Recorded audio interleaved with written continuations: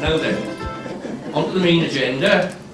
I'd like to introduce Nicholas McGaughey, who is a renowned actor and has indeed, many of you, or some of you at least, may have come across Nick speaking at the Botanic Gardens fairly recently at the 50 Plus conference. We managed to secure his presence here today, and I'm sure he's going to be entertaining, and I'll hand over to him as quickly as possible because I'm getting warm up here. Thank you very much. Nick McGaughey.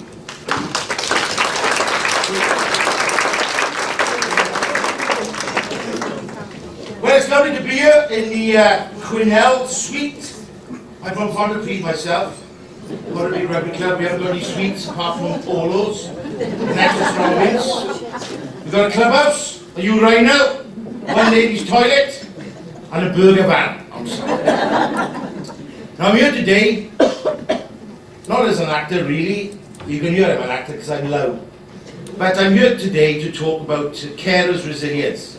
Sort of looking after yourself when you have to look after other people. And in a weird way, I lost a job about 6 years ago. And then I ended up being a carer, looking after people. And I sort of resented it. I was in Mumbles Park and I was stuck there with my mother's limping dog and my granddaughter. And the last time I'd been in that park was 1982 when I was trying to persuade Heidi Tucker to have a martini with me so she could come back home and look at my stamp collection. And I wrote a poem about it. And it's called Mumbles Park. Out of work, I have become a carer.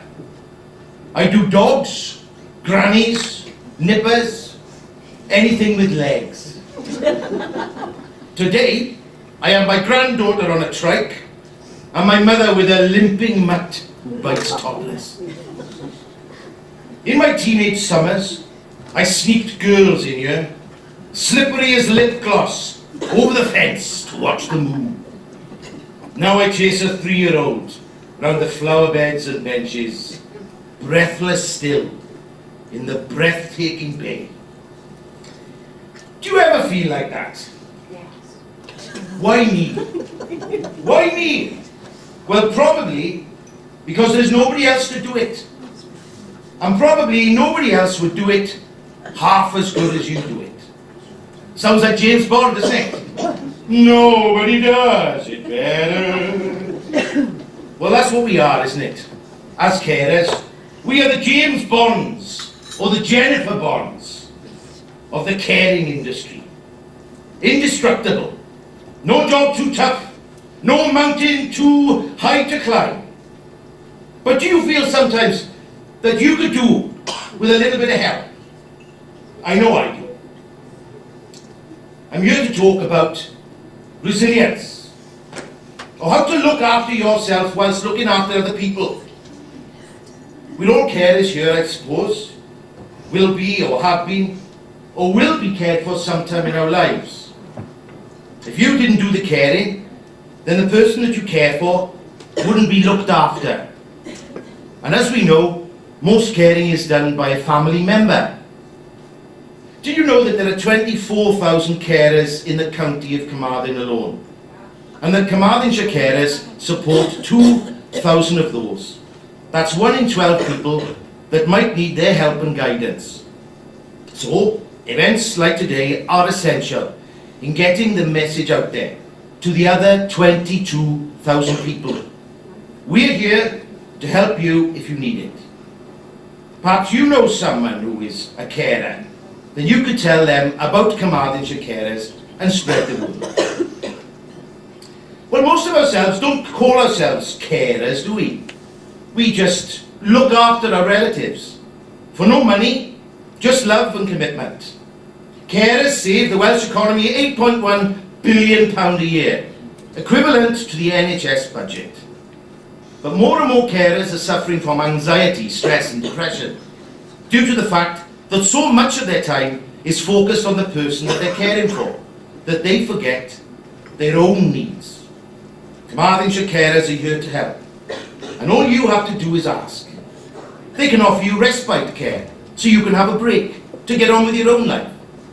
They can also provide you with practical and emotional help when you have no one else to turn to. There is also a careers information service through which you can access information about the support, financial, emotional and practical, available to you. As one lady said about the care provided, they are kind to my mother and treat her with respect and dignity. But you've got to look after yourselves. You've got to be emotionally and physically fit to be a carer. It's like being a triathlete in the home. Carer's resilience. It sounds like some sort of ointment or spray, doesn't it? Resilience for carers. Available at all good stockists, only on prescription. Are you feeling tired and low, downhearted, taken advantage of, no one listening, confused, libido not what it was? Don't worry, we have the magic answer to all your care needs. Resilience in spray or embrocation form. Just spray or rub in a circular motion onto the affected area, and hey presto, you're cured! Feel like a new woman? I know I do. Feel like a new man? You will do. Apply 3 times a day, just after each caring session has ended, and all your troubles will just fade away. As if. Wouldn't that be great? Wouldn't it be wonderful if the Carers Trust and Carmarthenshire Crossroads could give you a magical prescription that you could apply when times get really hard? I suppose they do that really, when they lend you a helping hand and give you a break from the enormous emotional and physical pressures that carers have. When they give you time off to get on with your own lives.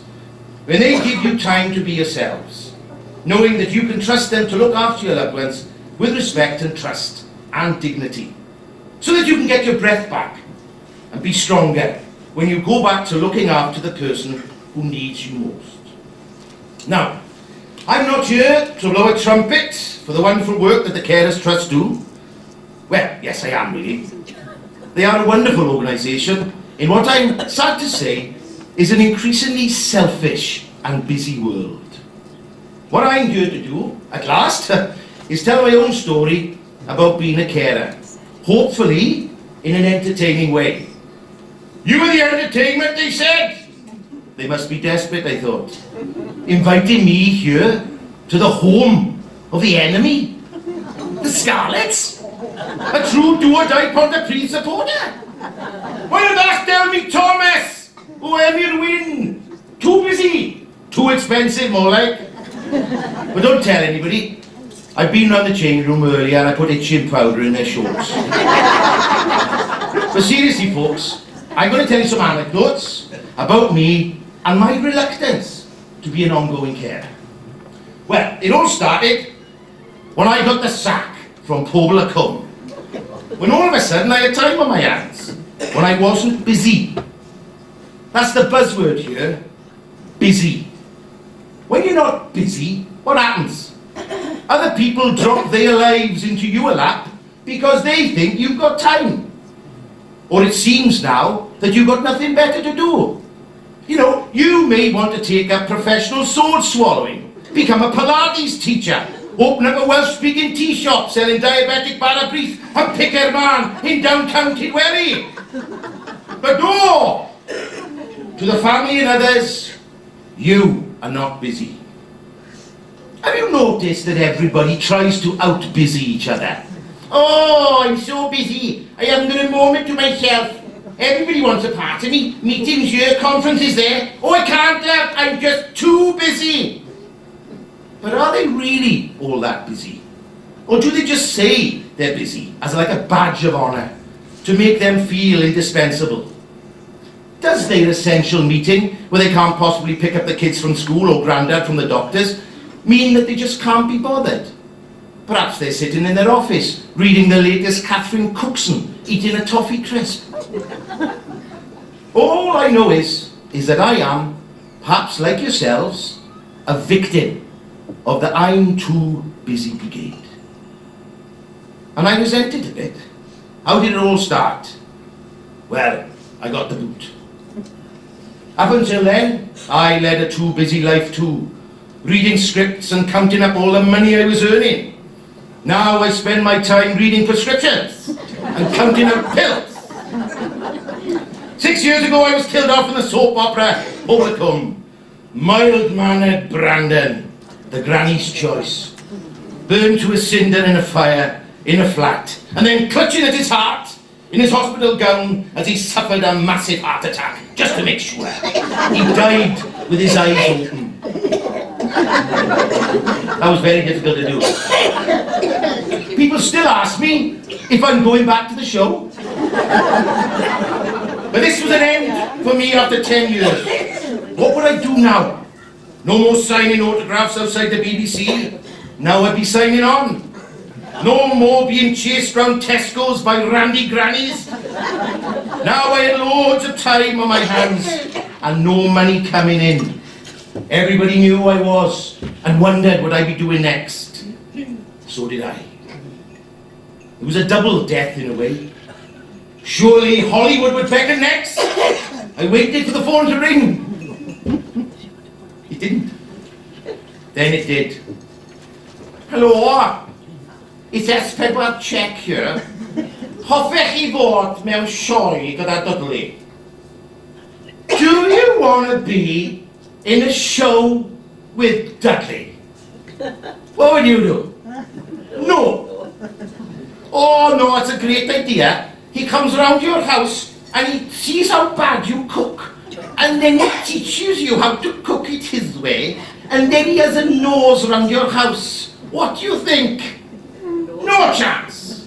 Would you like that pompous prat coming to your house? Looking round your things and everybody in Wales? Seeing the state of your house? No. Another phone call. Hello. It was my agent on the phone. They talk like that, a cross between a duck and having a fortune cookie stuck in the back of your throat. Hello. Silent witness has been on the phone. Would you be willing to do 2 scenes in the nude with Amelia Fox? The money is very good. 2 scenes with the foxy Miss Fox. Lovely jubbly, I thought. Must be a sex scene. Legalise adultery to do a bit of bedroom Olympics with a posh minx for a ton of cash. Oh, okay, I said. I'll do it. Is there a lot to say? Nothing. Nothing? What do you mean? You'll have nothing to say because they want you to be a corpse. I'm a serious actor, eh? In the mortuary, cadaver number 2, who Amelia has to dissect. I'm not getting me crown jewels out by that, I thought. Then the phone went again.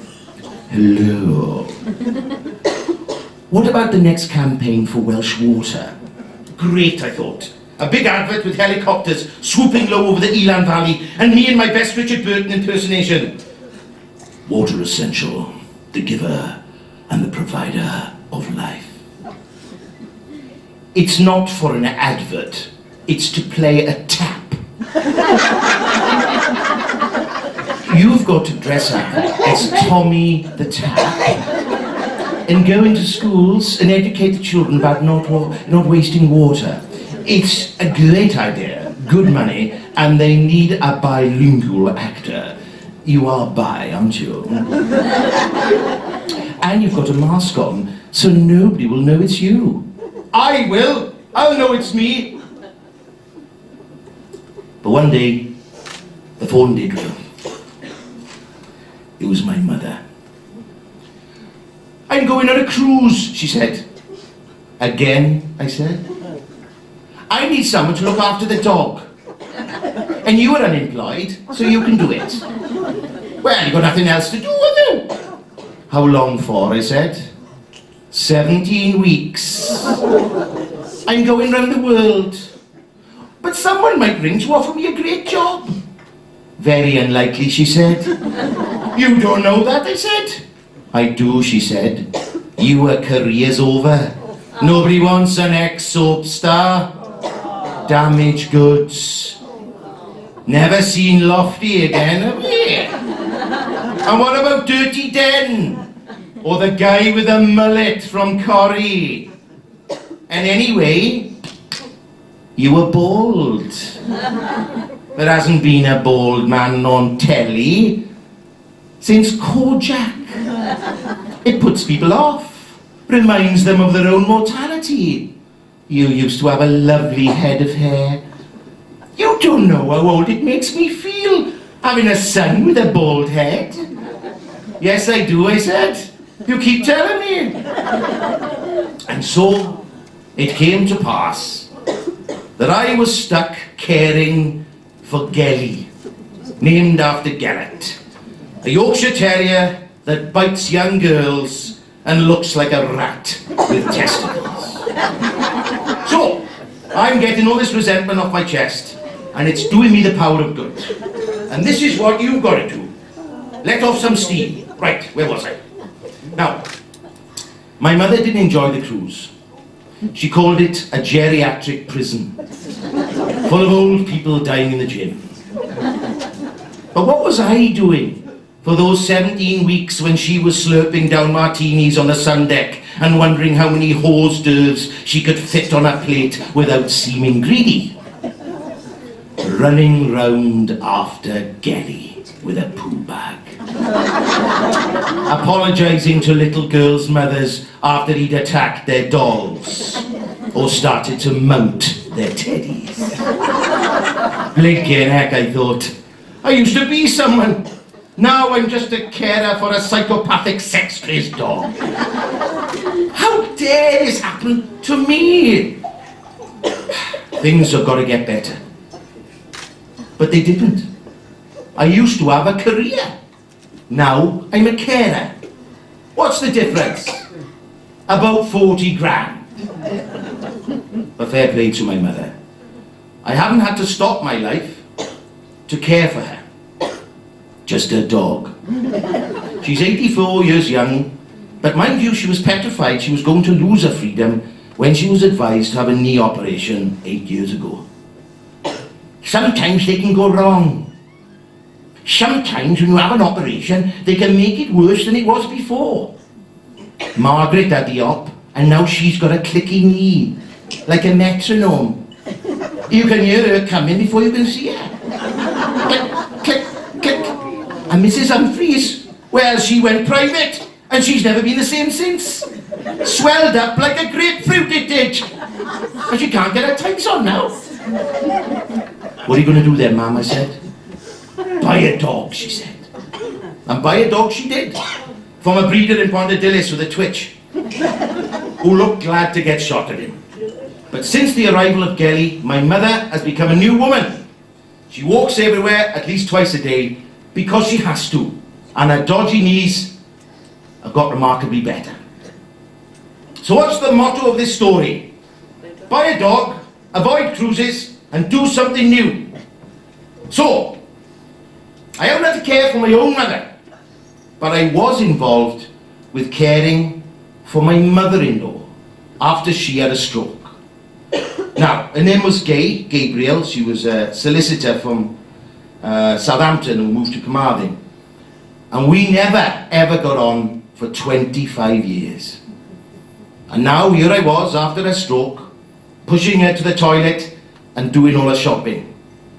When all the bosom family buggered off and suddenly became too busy to help. Oh no, we live too far away and we're terribly busy with work. They do talk like that, like they've got a toffee stuck between the back teeth. We'll come down and see her when we can. Once a year, if we were lucky. Perhaps this has happened to you. It's called being dumped, or picking up the pieces when other people decide to shirk their responsibilities, or decide that they have no responsibilities to shirk by being vague and non-committal. My wife wasted a lot of energy getting angry with her sisters for not helping at all, which is perfectly natural. Perhaps you felt the same. Resilience for her meant moving on, concentrating her energy on caring for her mother with my help and on not resenting her sisters who didn't help. But as you know, That's easier said than done. But that's, I think, what you've got to do if you want to survive. And so, what happened? Well, with the help of the wonderful National Health Service and the social services and the great care package she received in Carmarthen, she was able to stay in her own home, cared for and not frightened. And I only wish that I'd known about Carmarthenshire carers then and the wonderful help that they could have offered us. But good did come from bad. Do you find that? The bad thing was the stroke, but the good thing was we got to know and like each other. I became closer to her in the last 7 years of her life than I had been before, because now I had a commitment. I couldn't do anything else. I had to come down and sort things out. I didn't have a choice. But it hadn't started very well 25 years ago when I didn't invite her to the wedding. Our relationship pre-stroke was a sort of civil war of polite contempt and avoidance. She was rude to me, and I avoided her. I knew she didn't like me when we first met, and she told me that my wife's ex-boyfriend was a lot taller, more handsome, and richer than I would ever be. And so, this was just the opening salvo in a blitzkrieg of insults that were to hound me for a quarter of a century. Then she suffered a stroke, and everything changed. She was angry and confused to begin with when she woke up in the Heath Hospital, having been airlifted from Carmarthen, wanting to sue people for giving her the wrong drugs, and angry when it dawned on her that her body and to some extent her mind didn't work like they used to. After about a month in hospital in an intensive care ward, she made an important and brave decision. She decided to be nice.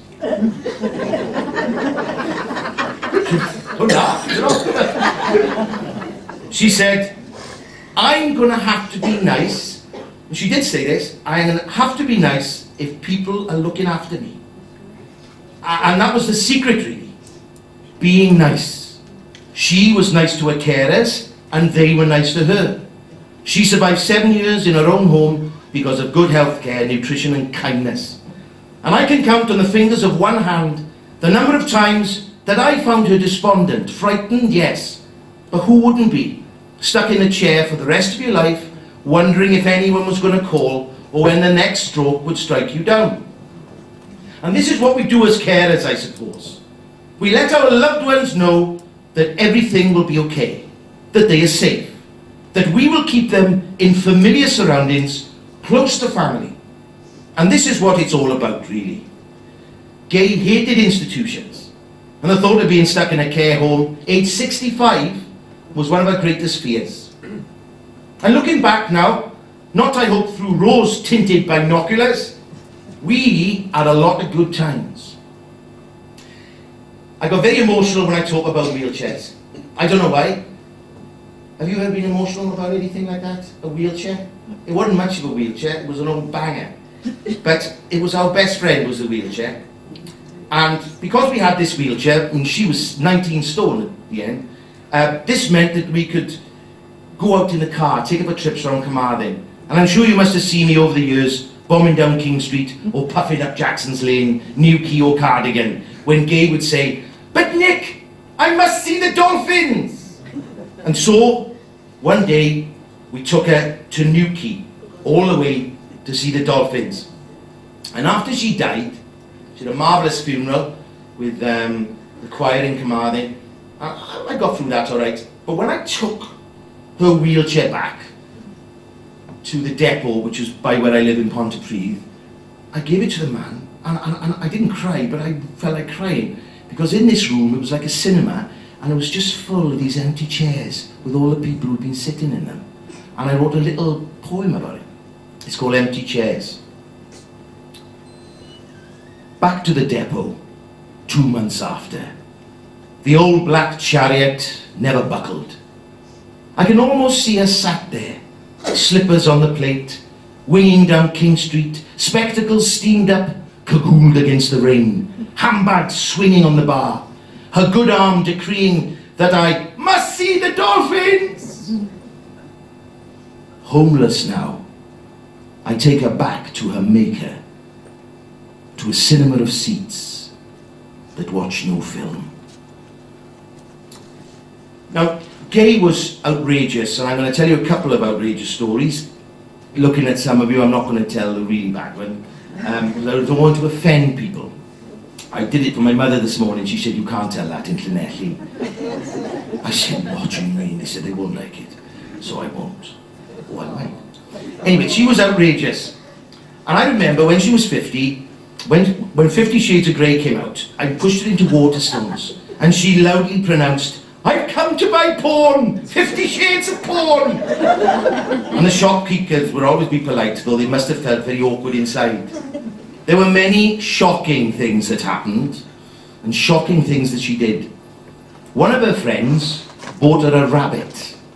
So, a discussion had to be had between her carers and the social services on whether this rabbit would benefit her or not. Well, they gave her a very polite no, thank goodness. Then, it wasn't a furry rabbit. Oh, you are too polite. When I did this in Carmarthenshire, anyway, this is not true. And then there was the nude portrait. I went down to see her and she said, oh, Nick, they want to do a painting of me in the nude in the front room. Do you think it's a good idea?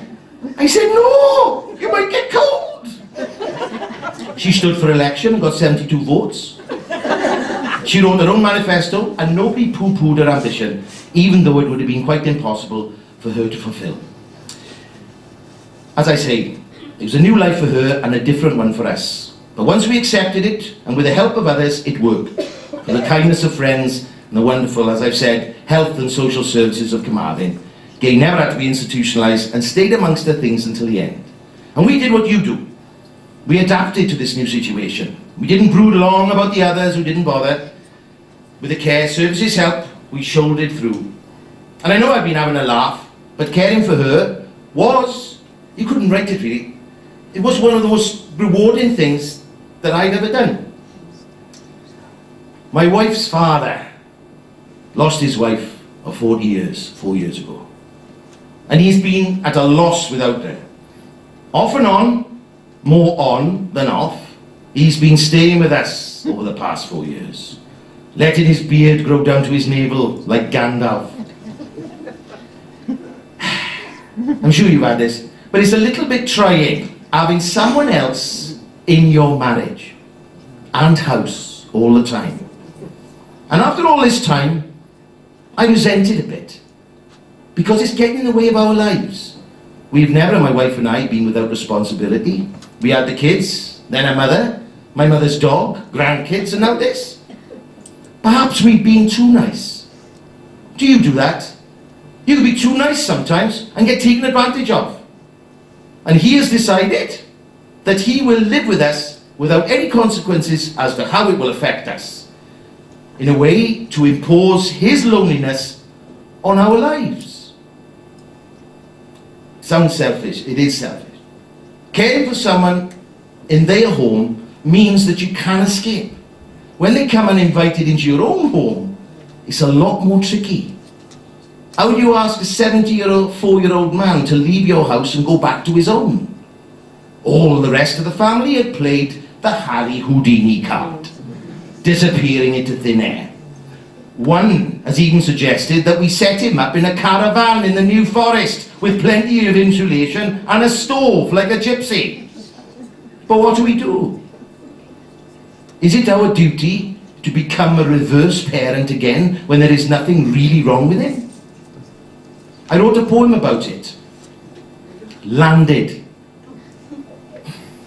Well, that's what I do. I let off steam and then I get over it, I think.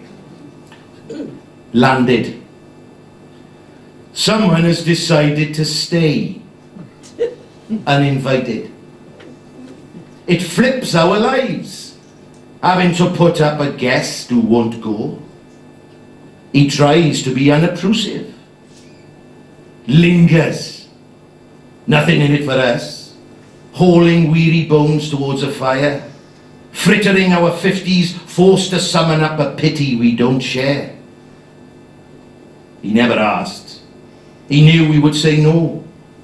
Torched all links and numbers. Cozied up like smoke curling under our door. I can't breathe.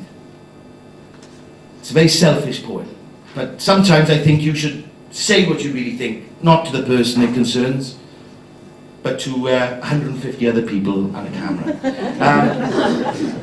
But what do? We can't just turf him out.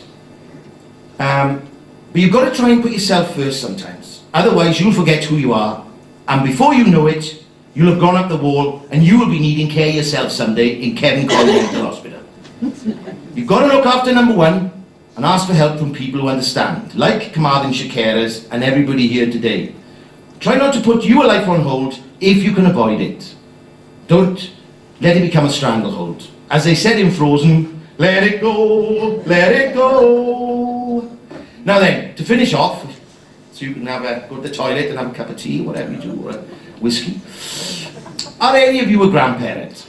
Yes. Yeah, I am. I know I look too young, but I got 3. Well, 2 now. My son and his wife have 2, with another on the way for Christmas. Now, I've asked them to call it Nicholas. Or Nicola, if it's a girl, in honour of all the babysitting that I do. You won't believe it! Now, one of them's called Arya, a lovely, angelic, sometimes 4-year-old. And Llew. What can I say about Llew? Well, put it this way, we are considering buying him a straitjacket for Christmas. Llew is a sort of SAS toddler, a commando, a trained killer of dolls, an escape artist. No harness can contain him, no door can stop him. He can floor any toddler, well, any child under 5, with a Chinese burn or a punch to the throat. And not only that, he's really brainy. He knows what you were thinking before you said it. And woe betide you if you don't keep an emergency banana in your pocket for when he gets peckish. I've seen him clear a whole dinner queue in IKEA before now. And this is a little poem, the last one, I think you'd be glad to hear, that I wrote about him and looking after him. It's called Lovely Boy. Put down that hammer, Llew. Don't hit me again. Let's go and make mud pies out in the garden. I know you didn't mean it when you thwacked me with your ball or dropped that dumbbell on my toe in the hole. You never mean to hurt me, but often you do. And though I'm a tough old boot, don't kick me with that shoe. I've never recovered from the salt poured in my tea, or when you replaced my cordial with pee, or when you kindly gave me a slice of chocolate brownie, without explaining fully that you'd found it in your nappy. Oh, Llew, as my grandson, I love you, but I'm glad when you are frog-marched gently down the path to Mum and Dad. Oh. So, I become a carer again. Usually the phone call goes like this. Can you look after the kids between 7 and 8? Oh, only an hour then?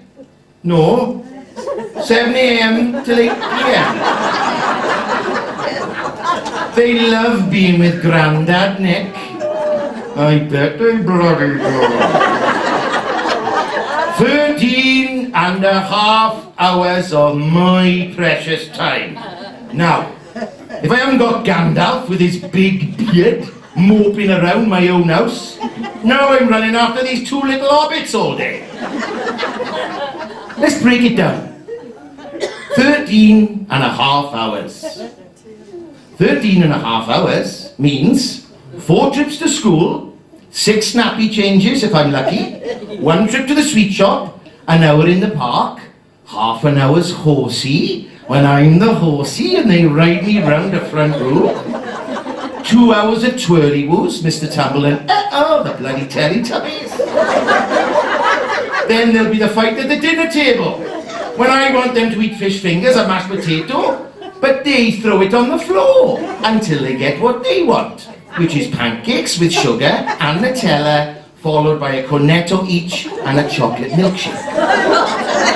Well, of course, all the sugar they eat drives them doolally.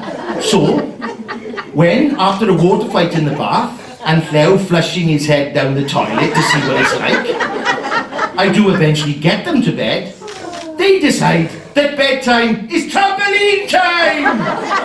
And bounce around the place like Skippy the bush kangaroo! Instead of listening to me, an actor, doing it for nothing, reading them squirrel nutkin with all the different voices. In the end, they do tire out. And after I threaten them with no chocolate ever again, they will lie down. And after singing all the songs from Jungle Book, and the sound of music, slowly and hypnotically, they do at last fall asleep. By which time I'm dead myself. Carer's resilience, eh? Carer's oxygen mask, more like.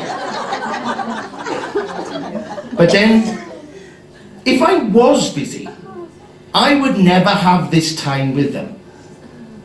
Being with them makes you think. I spent a lot of my time when my children were young doing shows in London, months at a time, away from home. And looking back, I don't think it was worth it. Missing them, growing up, doing shows to loads of people every night instead of reading them bedtime stories. We need to stay with our loved ones, don't we? Time away from them is time we can never get back. So to finish, there's one good thing, though, that's come from all this caring. It's got me jobs like this one today, where I can use my funny and sad experiences to write speeches and poems about being a carer. The ups and downs, the benefits and downsides. But if we are good to others, we must remember to be good to ourselves. To be resilient, we must share our problems with others, so we don't get stuck in a rut. Talk to family members, your local GP, friends who are going through the same tribulations as you, and of course, Carmarthenshire carers, who are there specifically to help you day to day in your hour of need. Good, strong caring is sharing. The work that you do and the love that you show through the care that you give is invaluable. No one pays you to do it, but this is the most selfless, precious, kind gift that you can give. Your time. And just remember, with the help of Carmarthenshire carers, to take some time out, whenever you can, for yourselves. Like I'm doing here today. Getting paid for having a moan at you and not having to run after those flipping kids or my mother's randy dog.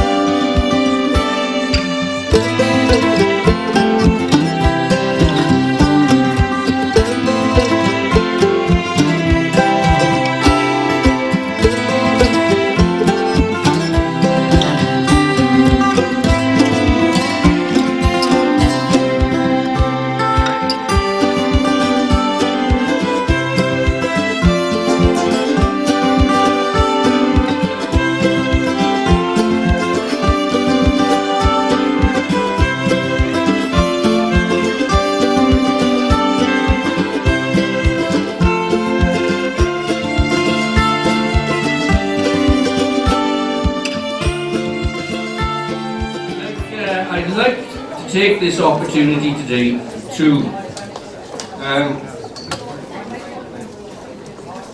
pay a tribute to a friend and a colleague who passed quite suddenly very recently. As you can see the screen behind me here, some people of you will recognise our great friend Liz Evans. So I'm going to read a piece that I put together, and I hope it does justice to Liz. National Carers Rights Day is about the rights of carers and support for carers, and it's about celebrating carers and the contributions carers make. Today we're going to commemorate the life of one of our dearest friends and a carer, Elizabeth Evans. She passed away so suddenly in September. But before we do, one of Liz's closest friends and associate, Joan Hancox, is going to read a poem that she wrote dedicated to Liz.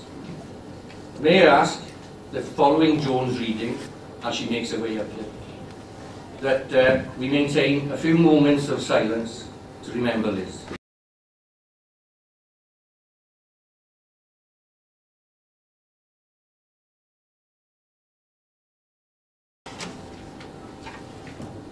Our friend Liz. She was always there for all of us and never made a fuss. She deals with problems large and small and cares for Dave, who's very tall. She helps the blind, the deaf, the lame. The young and old she treats the same. They have no need ever to despair because she's always there to care. All dressed in peach, she looked so smart. Off to Cardiff she did depart.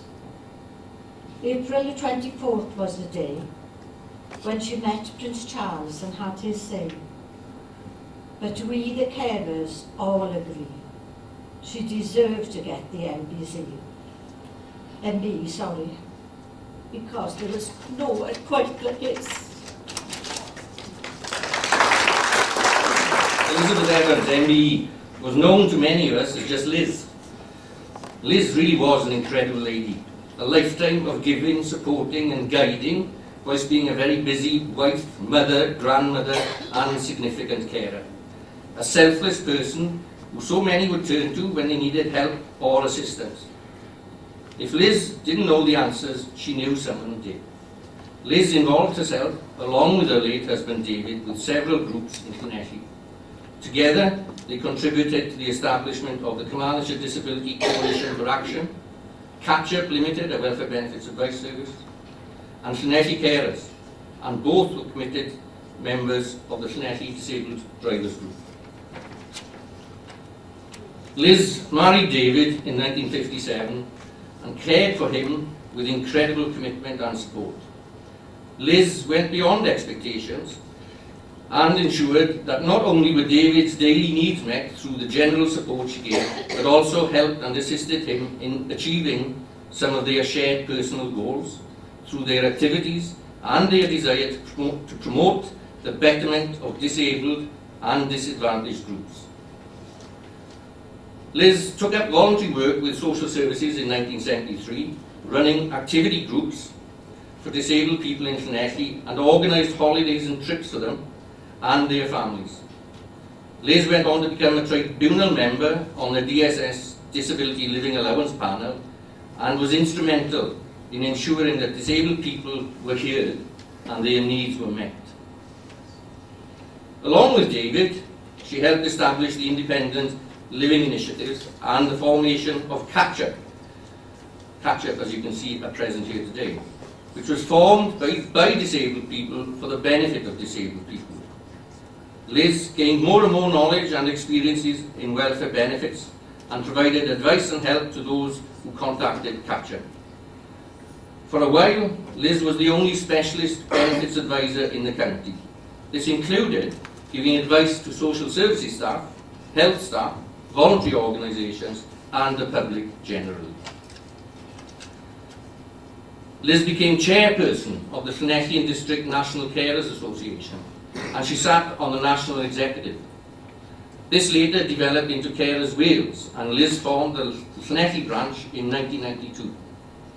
Liz was also a member of the Margins to Mainstream Committee National Initiative to develop full user and carer participation. This was sponsored by the Joseph Rowntree Foundation.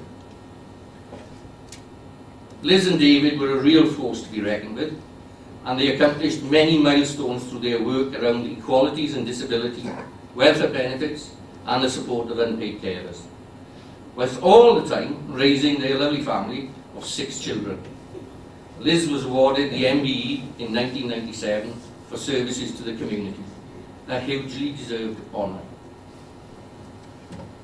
As a carer, Liz understood the importance of recognising and supporting the role of unpaid carers. She was aware of the great variety of caring roles, of the many scenarios that involved unpaid care, and she valued mutual support amongst carers. The branch, Llanelli Carers, thrived for many years under her stewardship and guidance, and it remains an active carer support group until today. Some of this group have joined us here today. Indeed, I've known many of them personally for over 15 years, and I can vouch for their commitment and their contributions, all valued and respected. Let's have a show of hands from the Llanelli Carers, please.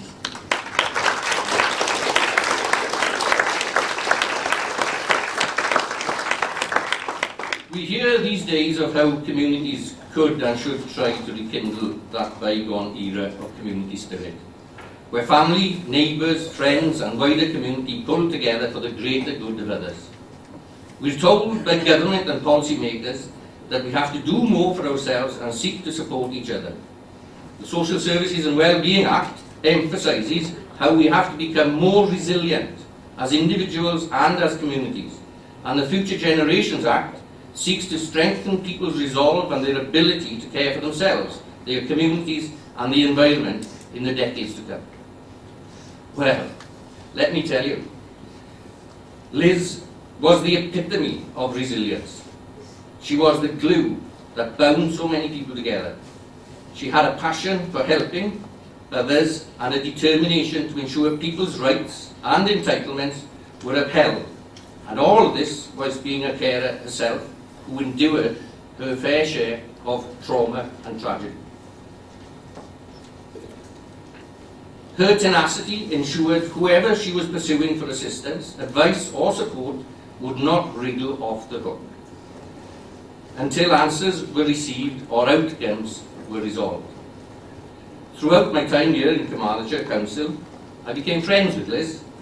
She'd always call me for advice and direction when there was something she didn't know or understand, and it was always for the benefit or help of someone else.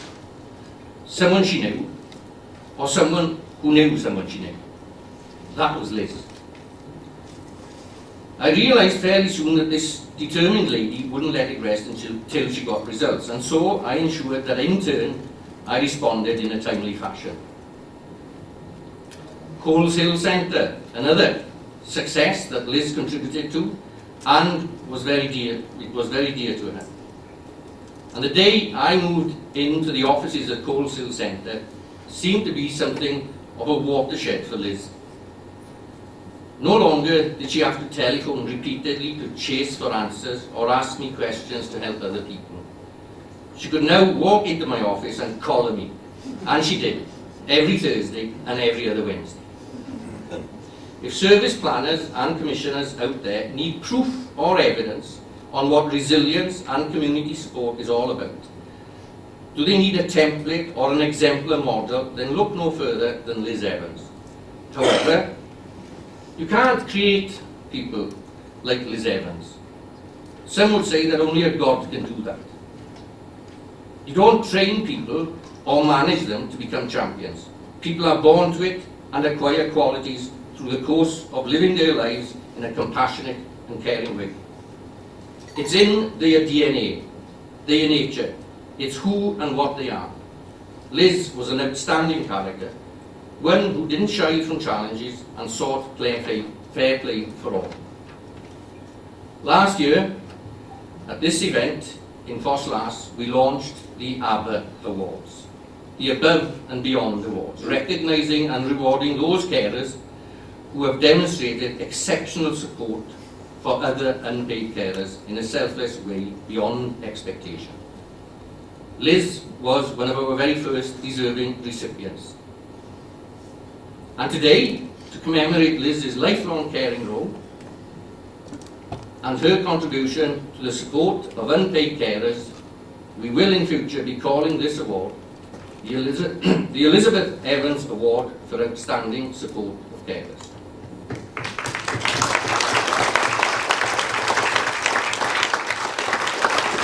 Ladies and gentlemen, you preempt me somewhat.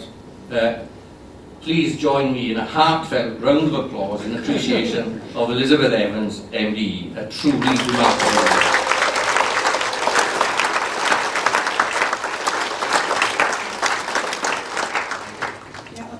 I won't keep you long. Some of you in the room may know of a scheme called the Investors in Carers scheme. Initially started off with GP surgeries, but we've been actually working with secondary schools more recently around the young carer agenda and making sure that our young carers out there do get that help and support to help them project their lives and have a fulfilling one. So we thought of this particular event, as we've got a captive audience, that it would be quite a good idea to make a few presentations.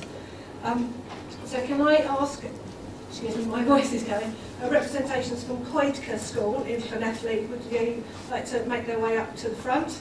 We have a couple of young carers as well, and Councillor Jane Tremlett, if we can ask you to come along and make the award for us, please. It's a bronze award. We do have silver and gold, well, we will have. But we just wanted to present the school and the young carers themselves. So Jane, would you like to take that? And Laura, perhaps come in the middle and yeah. And we've got a slide, if that's all right, Jez, at the back. Yes, let's get a photograph.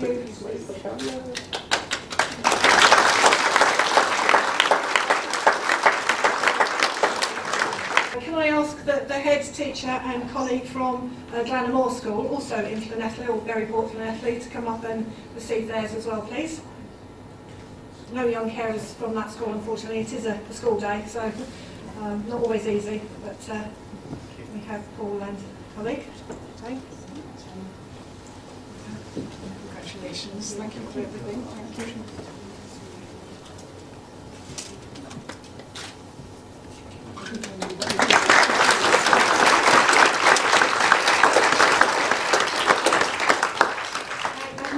One. This isn't a school this time. As I've mentioned, the scheme originally started off with GP surgeries, and part of the award is that the award lasts for 2 years, and then we ask the GP surgery to complete with their evidence of support and be revalidated. And we've got a surgery here today, St Peter's surgery from Carmarthen. So can I ask, I think it's Donna and Sean, I hope they're still here, to come up and get their revalidation of their bronze award. Again, this is around carers and support. For those of you who have maybe not registered as a carer at your surgery, please do so by talking to the carer lead in your surgery. James? Congratulations. Thank you very much. Congratulations.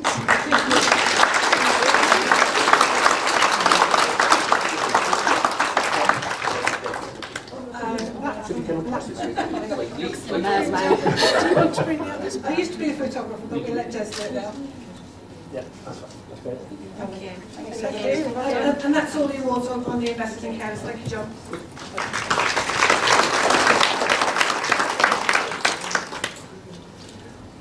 And our next awards are for the 2017 Caring Boss. As you may know, this was an award that we started 2 years ago, and I'm going to invite once again Nick McGaughey, who was so entertaining earlier. Thank you, Nick, for all of that. And Councillor Jane Tremlett to present the award. So thank you. Thank you.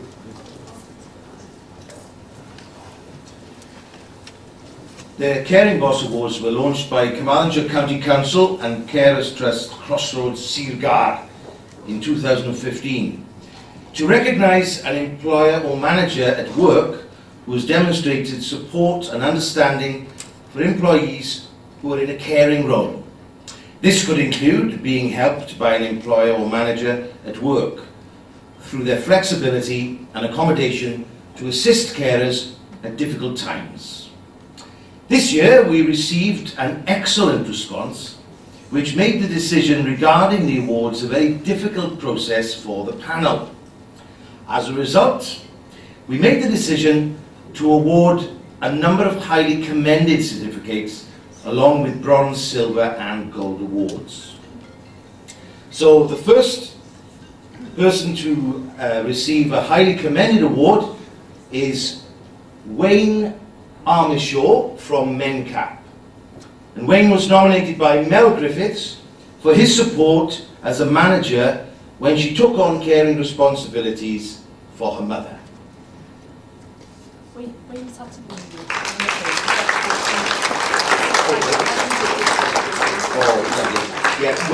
Wayne's had to go. So the next award, highly commended award, is to Rebecca Lewis from Marks and Spencer's, who is nominated by Ainir Evans, who cares for her disabled brother, for the concern and understanding of the difficulties involved with juggling work and caring responsibilities. So is Rebecca here?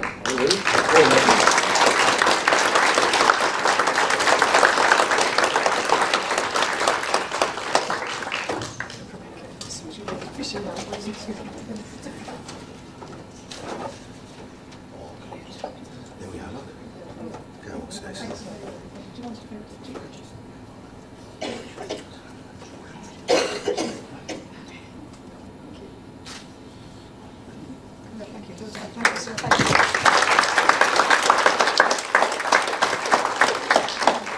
And the next award is to Rachel Gekeshide from Spice, and she was nominated by Rebecca Rosenhall for taking time to understand her caring responsibilities for her 20-year-old son who has cerebral palsy and a visual impairment. Is she here?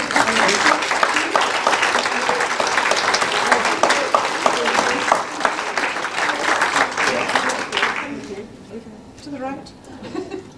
I've been talking to Rachel all morning, but I didn't know that was him.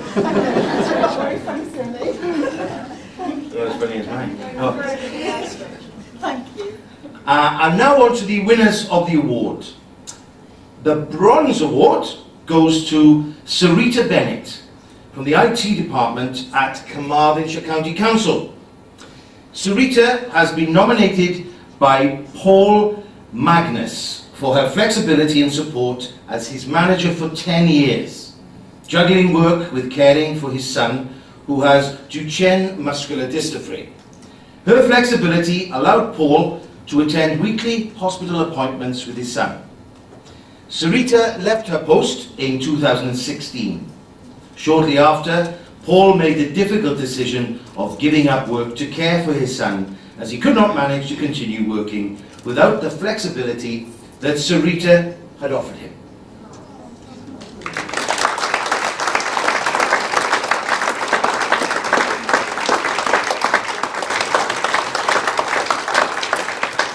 And now, ladies and gentlemen, the Silver Award.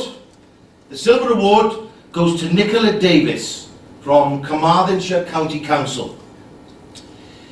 The Silver Award goes to Nicola Davis. She was nominated by Helen Davis. Helen's husband was diagnosed with cancer a few years ago and also has a heart condition.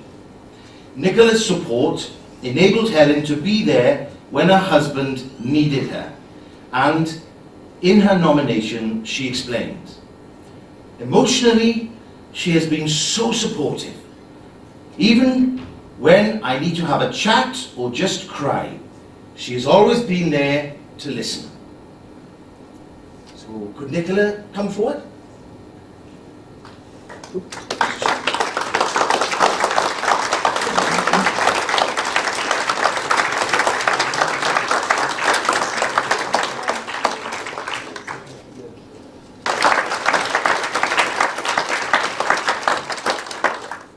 ladies and gentlemen, what have you all been waiting for? The Gold Award.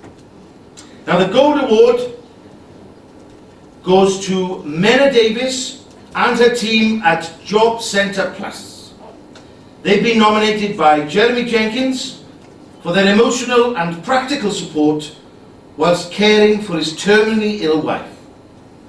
Jeremy was offered the option of flexible working, special leave, and time out from work to allow him to attend hospital appointments with his wife.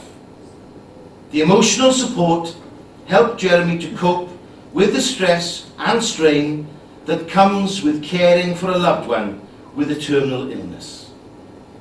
They enabled Jeremy to continue working, whilst also providing care for his wife, who sadly passed away 14 months after her diagnosis.